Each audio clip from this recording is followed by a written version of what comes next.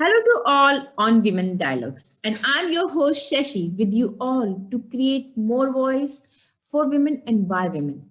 And today's our guest is Nutvara from Thailand, a civil engineer who loves computer coding so much, interesting in innovation and technology. And in the current scenario, she says cooking is the best stress relief activity for her. And she has many more to share with us. And let's welcome and join her hands together by listening and sharing and welcoming her on this platform. So, welcome, Nutvara, on this platform. Thank you so much, Shashi. I'm so happy to be here today.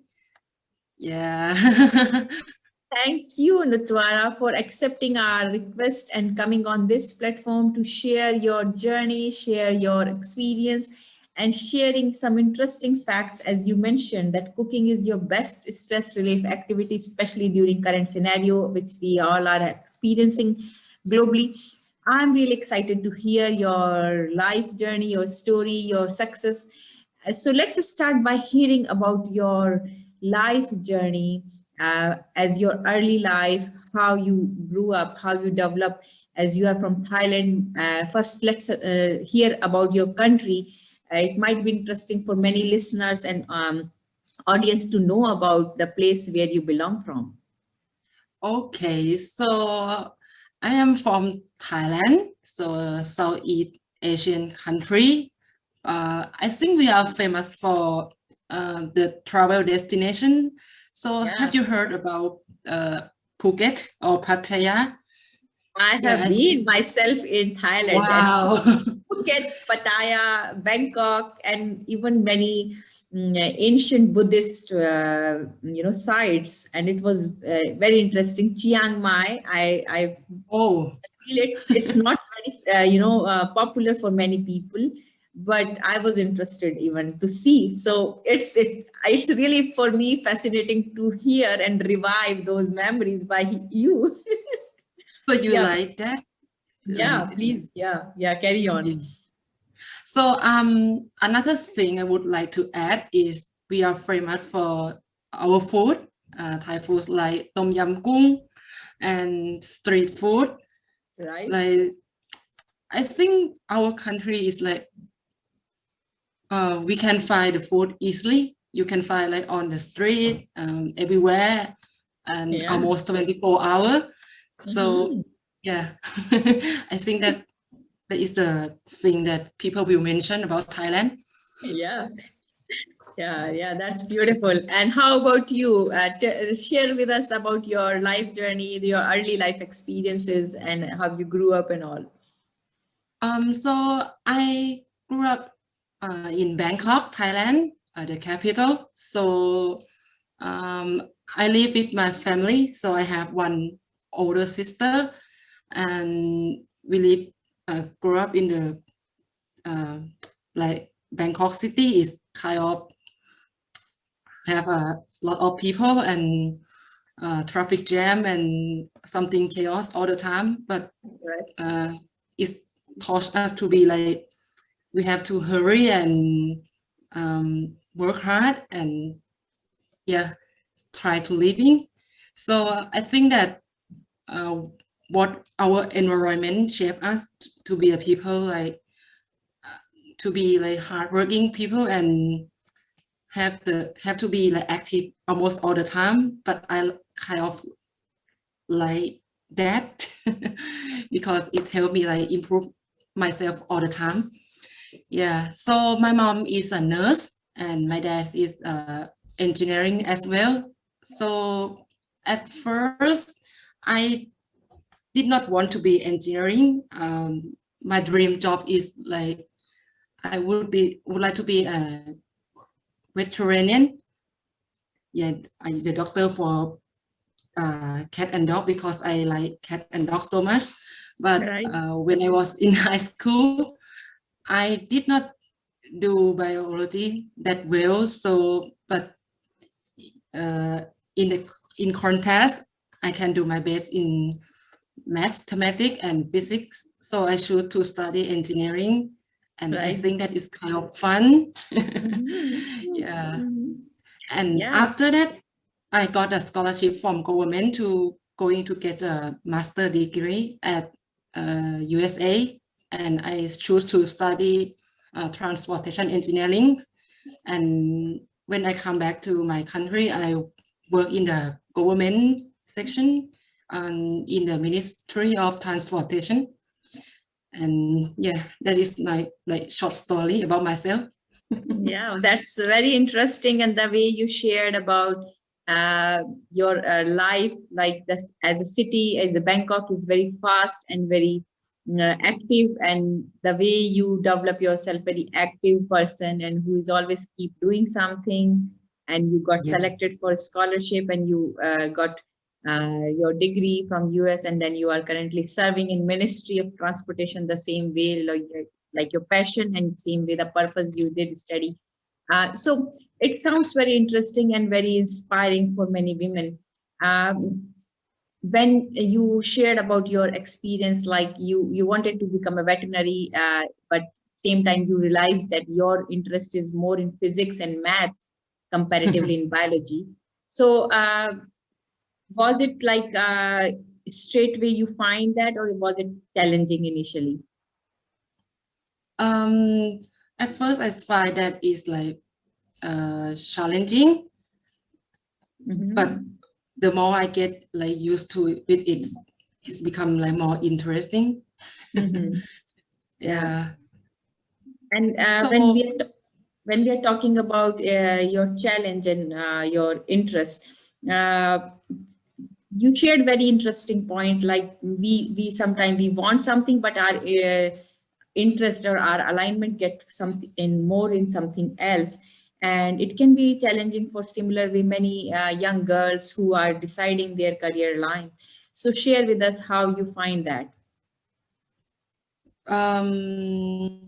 so you mean like About your interest, and then real performance is your in maths and physics, comparatively your interest was in veterinary. And I think it's oh many those are in similar age, they have similar kind of interest between performance, right? Many very few they align interest and performance the same way. So how you were able to make that decision? so from what I have interested in like with training, but when I doing something in biology, I Mm-hmm. did not doing well, so my Mm-hmm. grade in biology like going down, and that make me not happy. Mm-hmm. So I think sometimes we need to like reconsidering ourselves, like is that Mm-hmm. gonna be work for us or not? Something that we were interested in is not always suitable for us. Like you have to open your mind and try anything else, Yeah. and try a lot of things. And Mm-hmm. like we are young, we have time to do trial and error. Like Mm-hmm. it's good for us. It is not. We can like have a time to change. Mm-hmm. Like, Mm-hmm. yeah. So when I doing math or physics, most Mm-hmm. most people will say that, oh, these two subjects is too hard. Mm-hmm. Most people is not like doing that well. But when Mm-hmm. I working on it, I think that yeah, I can do that, and I happy with that. So I can change my interest and alignment two of them together. So Right. it's what I have become. Right. Yeah, that's very interesting. And you shared about your family life. Your mother is a nurse, and then uh, w- how does it look like when you have, uh, mother who is inspiring and working hard, and same time is might be giving you some kind of your lessons for preparing yourself for your further your career and your life. So from what my mom works for the job, so she's like a woman who working hard. you know, Yeah. being a nurse. Yeah, and that taught her to like, you have to be like specific on time. You have to like work hard. Sometimes you could not get sleep at the night because you have to go to the hospital to care Right. of patients all the time. I think that is the like a job with the dedication so much. Yeah, like you have to work and help those people all the time. So she used to like help people on the road that are in the accident, like people got injured from the road accident, and she used just 1 or 2 seconds to think what to do next, and she just like get off her car and going to help down people immediately because she think that is her job. She has to do it Yeah. even she's not on her shift. Yeah. And I think that's very inspiring and beautiful, like how she's carrying her uh, as a humanity, as a person, how she's carrying her learnings every time, not just feeling like it's a job or it's just for career. And it's nice the way you adapt or you learn those humanity in you as well. So, as when we are talking about your career, you are currently serving in the transportation ministry. How does it look like, and what's kind of your work is all about? So my work working on bureau of planning. So most time of my day is like spending time in front of computer and doing some calculation and like making a plan for my organization.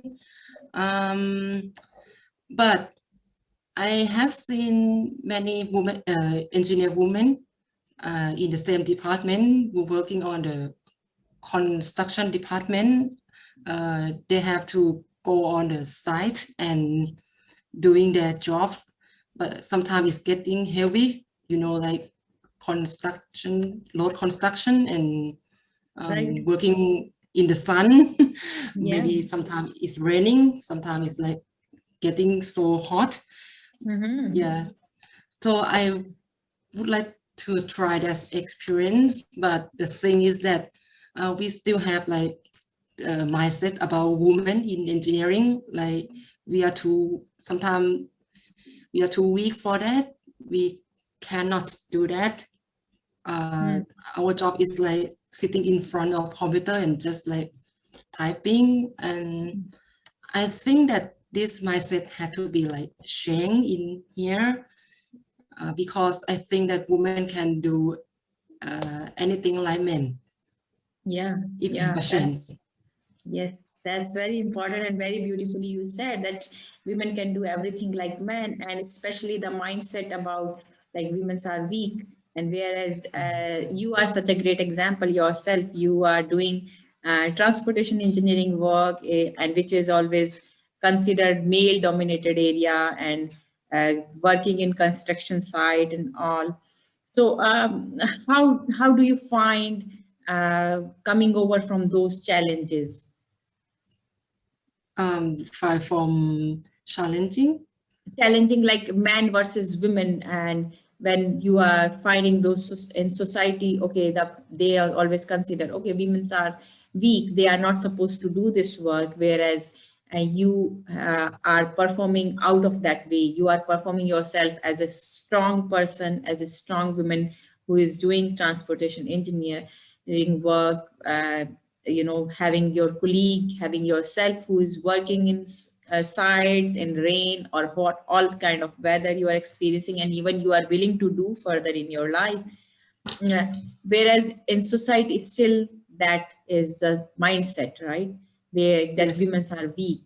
So how you are finding that you are, giving them a new path or maybe new thinking by overcoming these challenges? Oh, so we have to prove to them that we can do that. Like sometimes I just volunteer myself. Like I can Mm-hmm. go on the side and doing like what men do. Um, And yeah, after they have seen my performance, they're starting to change their mind. But unfortunately, so for now we have like just not much women engineering in our department. So I think that, but it's getting like larger and larger. So in the future, I think that more and more, when more and more women have come and they work like men do, people will start changing their mind. Yeah, yeah. And when you're talking about all your work and all, what kind of strong leadership point you would like to mention, being like female, you carry with you? The The strong leadership as a feminine leadership point or output you would like to address, which you have. my leadership. Yeah. Oh, so when talk about the leadership, maybe the way that I have changed their mind, the mindset about women, and start to doing something like out, out of their context and starting to do something challenging. Right. And then a lot of people will like come and join us, and then our performance will get like bigger and bigger. And I think that is starting to change people's mind about women. Yeah, that's wonderful. And I think the way you took this challenge and you are working on this, and each day you are working harder and proving that it can be done or it is possible. So that's inspiring and motivating for many young girls who are looking forward for making their career and their life journey. So Nutvara, when we are talking about it, you might be having maybe your friends or maybe young girls around you, and they might find inspiring maybe from or any kind of inspiration from you. Would you like to share some kind of story with us? So let me think about it. Maybe, I can come up with one thing. So about self-esteem. Yeah. Yeah, so women in Thailand, like we are, I would say, we are not that safe to travel alone. This is one of the biggest thing that parents will like protect you and not allow you to going somewhere alone, travel on the country, or going overseas by yourself. Right. Because the situation in Thailand, I would like to say, sometimes it's not like 100% safe to going somewhere by yourself, especially if you are like woman, it's not safe. But I think that when we going like to, for example, USA, or some country that like maybe like safer, I would like to make the point that sometimes when you dare enough to going travel alone, you will find like something like more interesting and more challenging in your life, because you can do anything by yourself. And when you get those experience and going back, come back into your home, I think that will increasing your self esteeming, because you will have like, okay, I can, when like when I was doing my master degree there, I was like doing anything by my own and by myself mostly of the Right. time, because my friend is not like available. So when I come back here, I can like just, I need to do this by myself. I don't need to waiting for my parents, my friends, or anyone else. So I think that if you can have a chance to like live on your own, Yeah.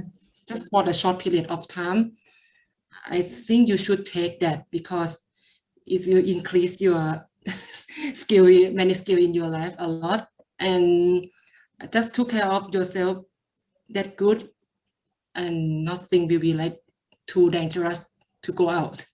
Right. Yeah. And I think that's beautiful way you explained about your career journey and the way you took those challenges and broke those barriers and shackles, like which made you feel like, okay, female are not supposed to go out, female are not supposed to do that, and the fear, and you took those challenges and you show your courage and you develop your self-esteem. It's itself very strong lesson for many women because especially when you are sharing the environment, the culture, which the society we experience and we live in.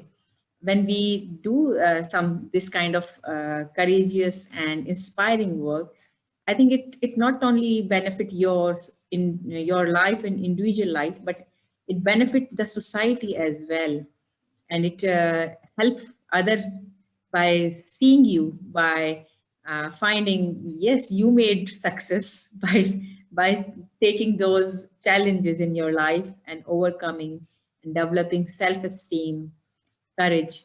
So that's inspiring.